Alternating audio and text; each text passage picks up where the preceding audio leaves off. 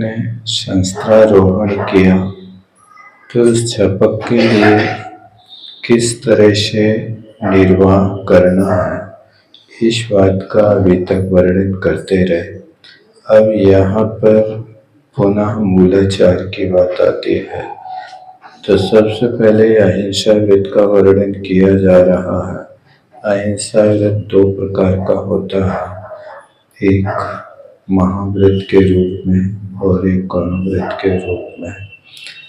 जहाँ महाव्रत होते हैं वहाँ पर स्थावर और त्रस्त दोनों प्रकार के जीवों के घात का त्याग हो जाता है, और जहाँ पर अणुव्रत होता है वो स्थावर हिंसा का त्यागी तो होता है, लेकिन इसके अलावा स्थावर हिंसा का तो प्रयोग कर सकता है, लेकिन त्रस हिंसा का पूर्ण रूप से त्यागी होता है।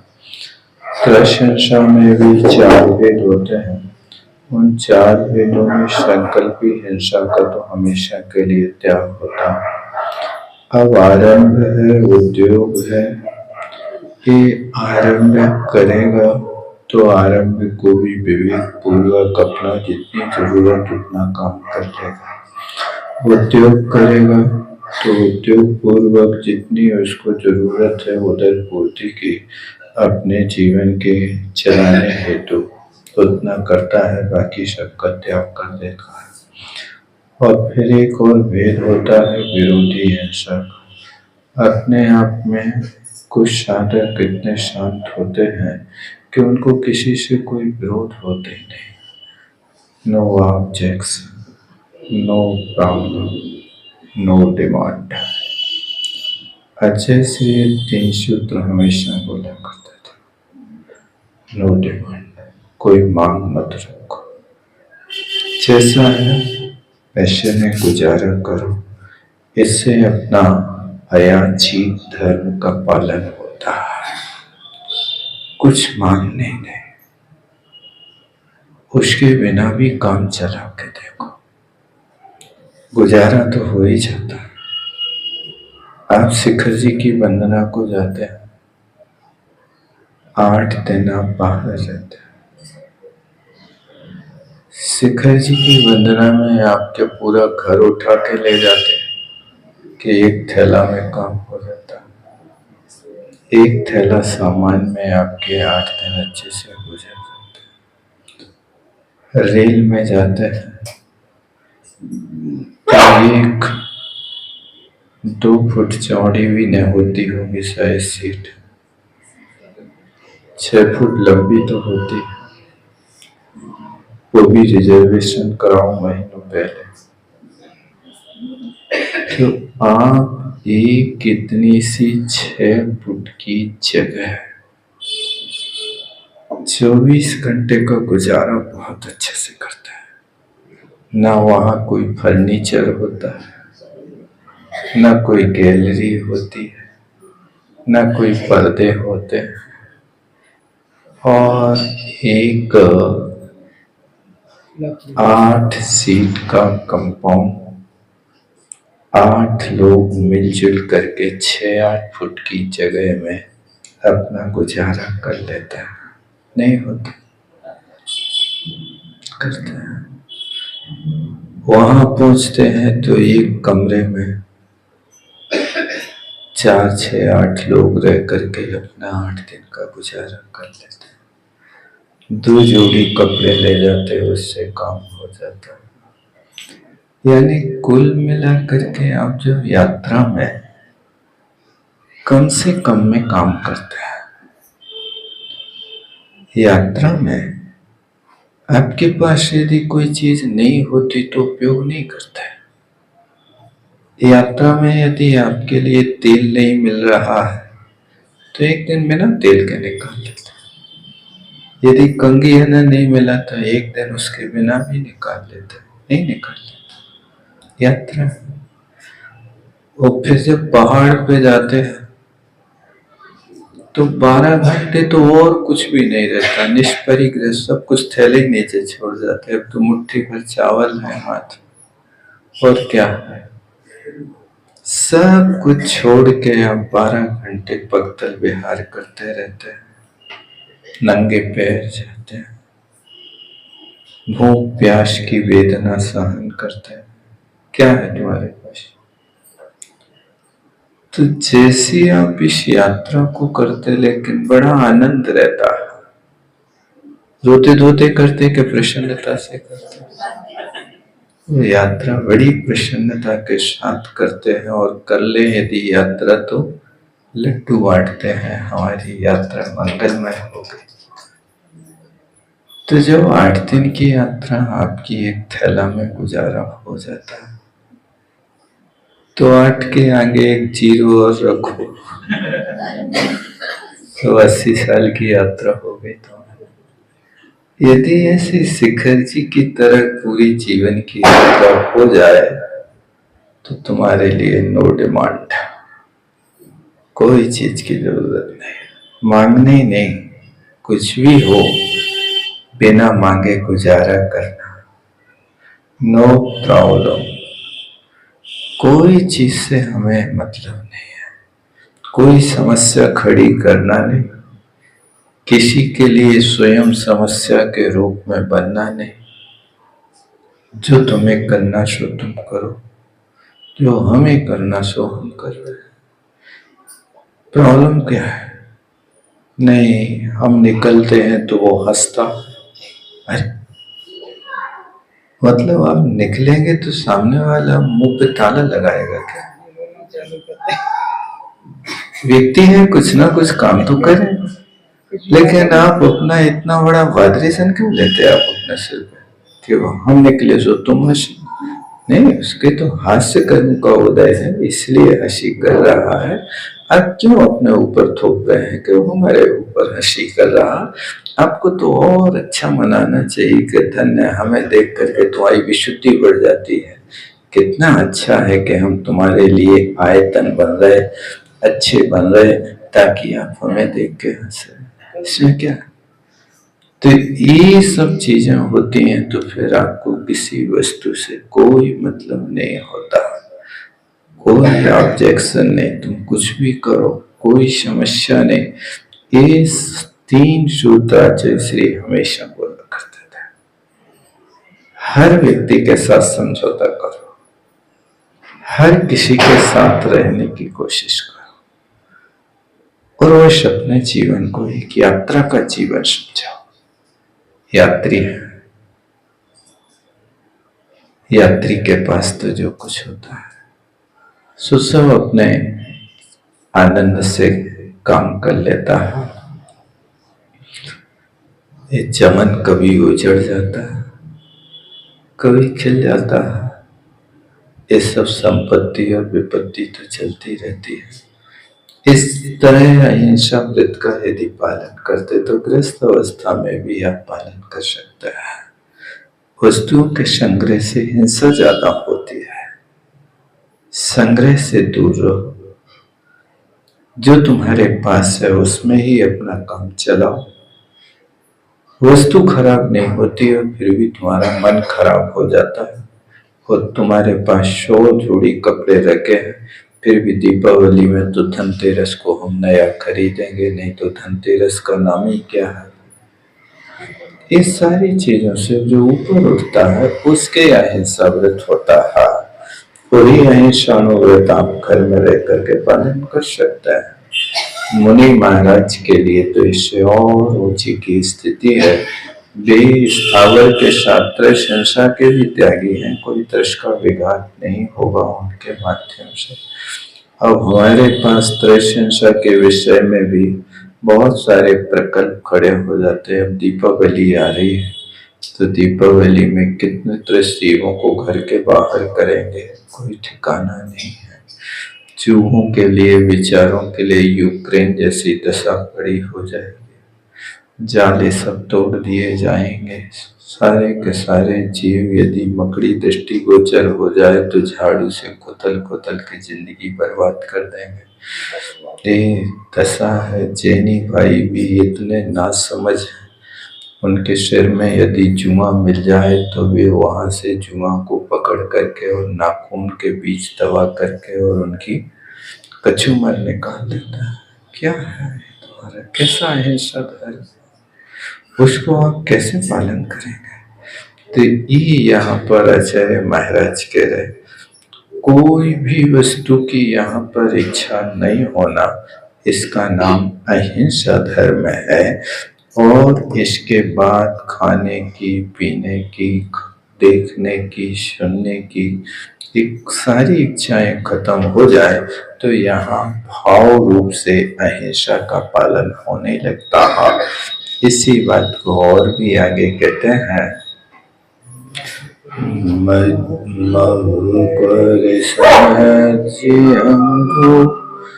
संयमं थोर थोर संगय त्रैलोक सर्वसारं नोवापुरे हिमाचलो।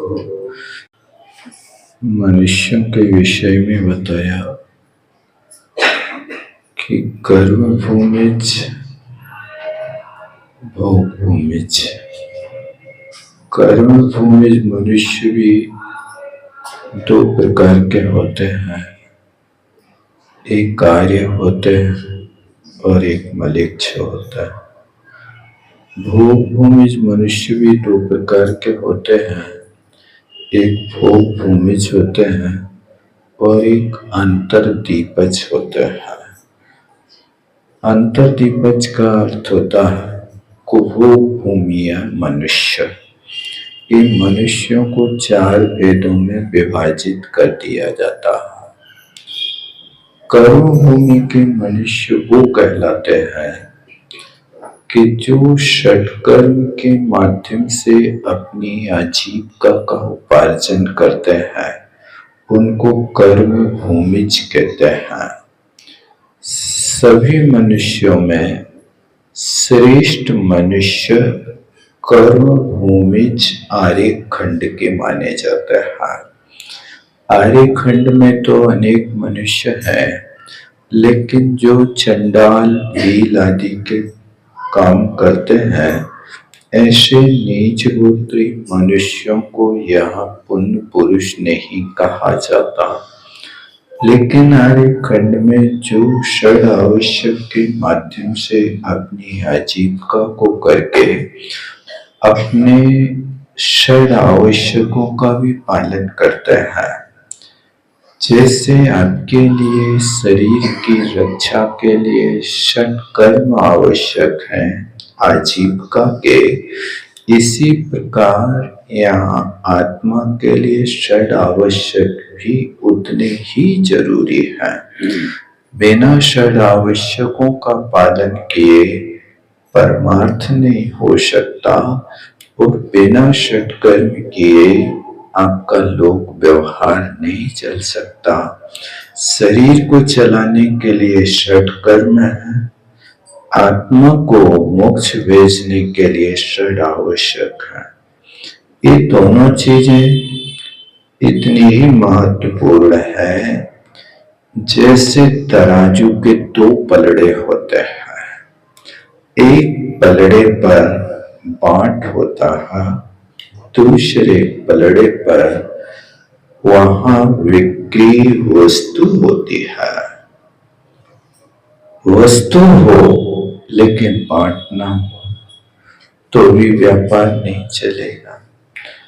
अब बाट हो लेकिन घर का हो तो भी नहीं चलेगा। बाजार में उसी बाट की वैल्यू होती है जिस बाट में भारत सरकार की मुद्रा लगी हो। सील से रहित यदि आपके पास कोई 1 किलो है, बाट है, तो आप अनधिकार चेष्टा कर रहे हैं। सारे बाटों में सील हो और एक बिना सील का बाट पकड़ा जाए तो फिर आप देखना आपकी दुकान में क्या हो जाएगा। और वो इंस्पेक्टर आ जाए और आपके उस बाट को पकड़ दे तो फिर चुपचाप नोटों के बंडल पकड़ाना पड़ेंगे, अन्यथा आपको कोर्ट कचहरी करने में चप्पलें घिस जाती हैं। जब अजीब का चलाने के लिए एक सील की जरूरत है, वो सील बाट में ना लगे, अवैध है, तुम चोर हो, तुम्हारे लिए व्यापार करने का अधिकार नहीं है, तुम्हारे लाइसेंस को निरस्त कर दिया जाता है।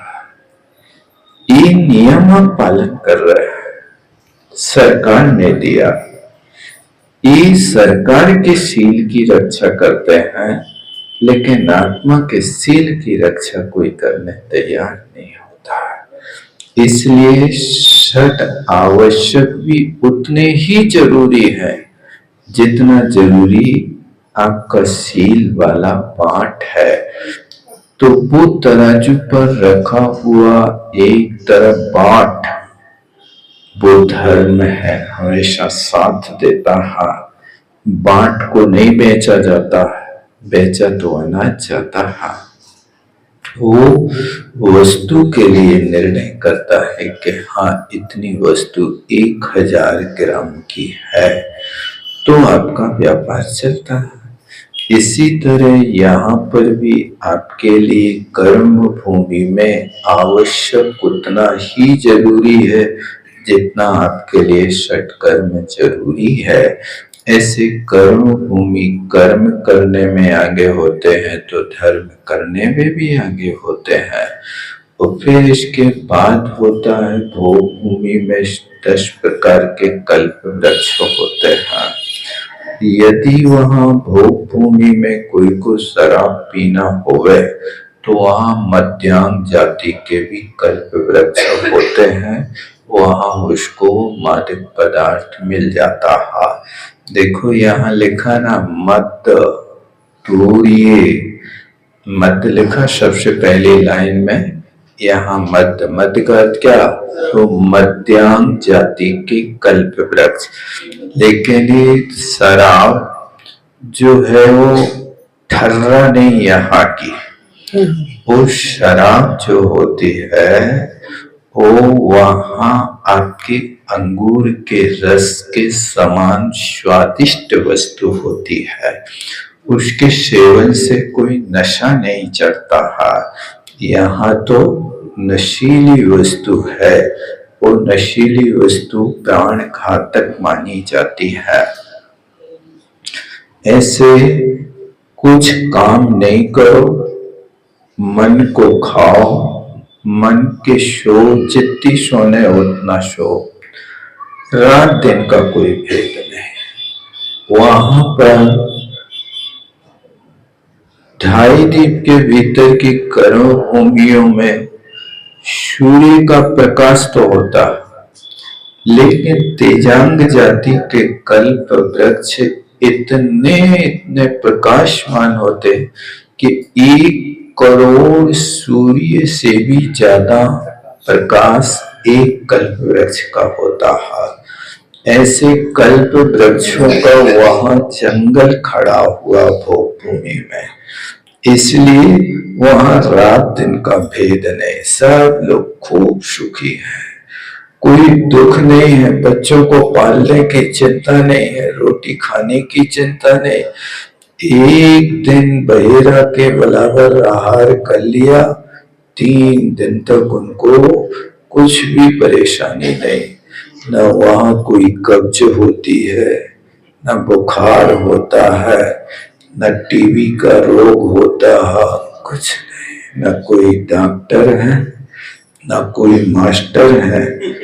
वहां जीवन भर सुख भोगना पड़ता है, लेकिन उस भोग भूमि की प्राप्ति कर्म भूमि के जीवों को होती है। देव नारकियों को वहां का सुख नहीं मिल सकता, और भोग भूमि उसी को होती है जो आहार आदि दान देता है, उसको मिलती, हर किसी को नहीं मिलती है।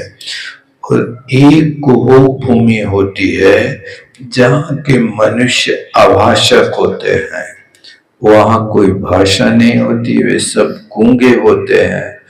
कोई एक टांग के होते हैं, कोई लंबी पूंछ वाले होते हैं, कोई बड़े बड़े सींग वाले होते हैं, कोई ऐसे दर्पण के मुख की भांति होते हैं, कोई ऐसी बुढ़ी के आकार के कान वाले होते हैं, कोई लंब करना होते हैं, जैसे यहाँ हाथी की सूंड लंबी होती है, ऐसे वहां को भूमि के मनुष्यों के कान लंबे होते हैं। वे अपना एक कान ओढ़ लेते हैं और एक कान बिछा लेते हैं, अलग से कोई बिस्तर की व्यवस्था नहीं होती। ऐसे कोहो भूमि के मनुष्य हुआ करते हैं, लेकिन वे भी सुखी हैं, उनके लिए कोई बाधा नहीं। ऐसा है कि उनके लिए कोई गुफाओं में रहता है, कोई वृक्षों की कोटरों में रहता है, कोई मिट्टी खाता है, कोई फल खाता है, ऐसे करके अपना जीवन गुजारते हैं। लेकिन कर्म भूमि के मनुष्य से उनकी असंख्यात गुणी आयु ज्यादा होती है। एक पल प्रमाण उनकी आयु होती है, उस समय तक अपना काम करते रहते हैं। भोजन की प्राप्ति, कोई फल मिल गए तो फल खा लेते, नहीं मिट्टी खा लेते, कंदमूल खा लेते हैं। इस तरह से इनकी चेष्टाएं होती हैं। लिखा था ना इनने कि हिरणों की तरह चेष्टा करते हुए मनुष्य आयु को भोगते हैं। जैसे हिरणों का कोई एक निश्चित ठिकाना नहीं होता, इस तरह से इन कोहो भूमि के मनुष्यों का भी कोई एक निश्चित ठिकाना नहीं होता है। भोग भूमि में कहीं भी अकाल मरण नहीं होता है, कुभोग भूमि में भी नहीं होता है, ये तो समय से मरते हैं। यहाँ सब पीतलेश वाले संकलेश उनको कुछ भी नहीं है, न संतान जन्म दुख है, न आजीव का संबंधी दुख है, न पत्नी का दुख। यहाँ तो कितने दुख है, किसी ही घर कलहारी नारी के बेरी संभाई, कोई पुत्र बिना नित छोड़े, कोई मरे तो रोवे। ये कितने दुख उन्हें गिनाए हैं। देख करके लगता है कि कोई ऐसा भी व्यक्ति शायद दवाई को नहीं मिलेगा जो सर्व सुखी हो, या तो पत्नी कलिहारी हो जो हमेशा महाभारत बना रहे। यदि पत्नी देव प्रकृति की हो गई तो पुरुष खरदूषण होगा, लड़ने वाला होगा। ऐसा इन दोनों की ट्यूनिंग मिल जाए तो हो। हजारों लाखों लोगों में एकांत परिवार होकर जिनके घर में कभी चीं चपाट नहीं होती है और बहुत अच्छे से जीवन निर्वाह होता है। लेकिन बहुत घरों में तो कहीं ना कहीं नोक झोंक सुबह से शाम तक होती रहती नहीं होती रहती। बताओ आप लोग, होती है?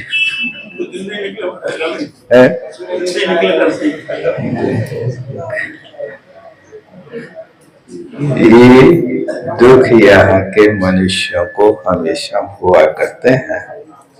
अब आगे अपन कहते हैं, त्रिलोक जीविदातो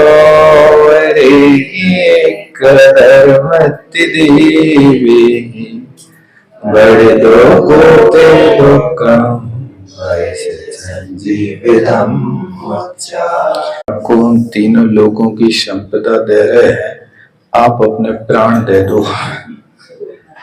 जब प्राणी ले लोगे तो तीन लोग की संपदा का हमारे लिए क्या मूल्य है, क्या प्रयोजन है। इसलिए प्रत्येक प्राणी के प्राण तीन लोग की संपदा की तरह मूल्यवान है। चींटी को भी अपने प्राण मूल्यवान है, इसलिए उनकी भी रक्षा करो, ये यहाँ कहा जा रहा है।